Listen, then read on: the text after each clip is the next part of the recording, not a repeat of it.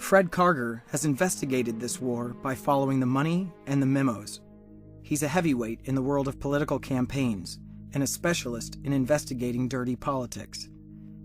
During his investigation into Prop 8, he was given classified documents passed between top Mormon leaders. This guy called me on the phone and said he had some documents to give to me. And I follow up on every lead, and so I met him in the Hotel Monaco bar. I mean, it was really like a movie.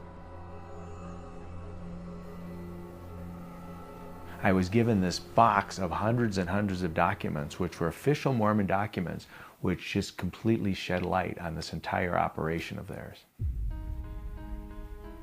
I was amazed. I'd never seen anything like this in 30 years of politics. This was exactly their campaign plan. These were the most revealing memos and emails that I'd ever seen. It showed exactly how they operate.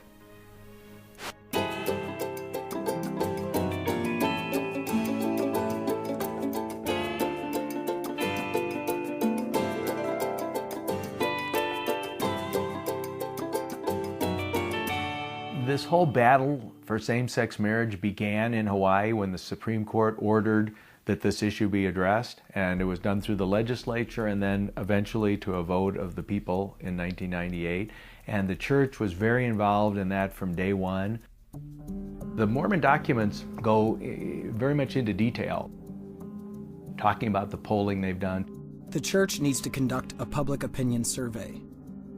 $100,000 is needed immediately so we can get the survey work started. Talking about how they should not be the leaders of this because they'll actually hurt the issue. The LDS Church receives a lukewarm favorability rating in Hawaii. This information suggests that the church should maintain a very low visibility in this campaign.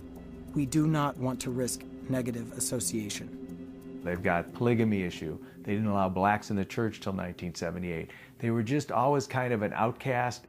5 April 1996. Our survey tells us we can get greater public support by working with a coalition than if we tried to do this as a church. Initial work will be done as quietly as possible. So the Mormon Church decided to go out and find others to front for them. We may have to initiate the creation of a coalition. So they decided to go out and get the Catholics. The first overtures to the Catholic Church have been made. They saw the Catholics surveyed much better, that they were much more acceptable by the general public. So they went and approached the Catholic Church and asked them to come into this coalition and really front it for them. President Hinckley told us to go to Hawaii and get the coalition organized. There was a meeting held by Church President Gordon Hinckley at his estate in Hawaii, where one of the Catholic cardinals came out. And this was when the deal was cemented. This is when they made that alliance that has lasted to this day. The Lord has blessed the coalition. The battle has begun. Behind every successful coalition is someone who's paying for it. 21 March 1996. The coalition continues to raise money, but the majority needs to come from us. The Hawaii Christian Coalition announced today it hopes to spend $1.25 million to back the constitutional amendment allowing the legislature to define marriage. Checks should be from individuals and can go to Hawaii's Future Today. We have distanced the church from the coalition itself. In Hawaii, the group is called Hawaii's Future Today, and the documents we have show exactly the type of people they wanted to chair it. In these documents, they describe they want a young mother who's not affiliated with the church, and bam, a month later, they give us Debbie Hartman. I'm Debbie Hartman. I'm a wife and mother, and I am representing being a wife and mother. Who is a young mother, president of the Board of Education, well known. She's a Mormon, but she's not really known as such. 6 March 1996. The coalition carries the cause. A coalition is hard to attack, and particularly a young mother who was the chair of the State Board of Education. The church is not visible. 11 February 1997. The coalition has been able to exert great influence without the church being singled out. Monies previously budgeted may be released for purposes of media and lobbying.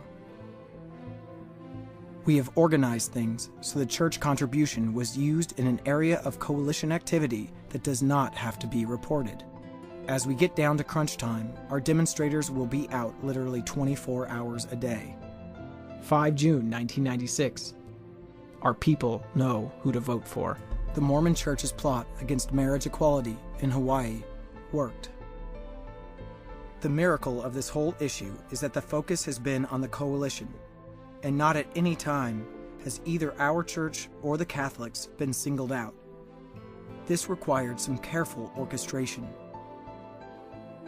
We believe California is very ripe for a successful ballot initiative.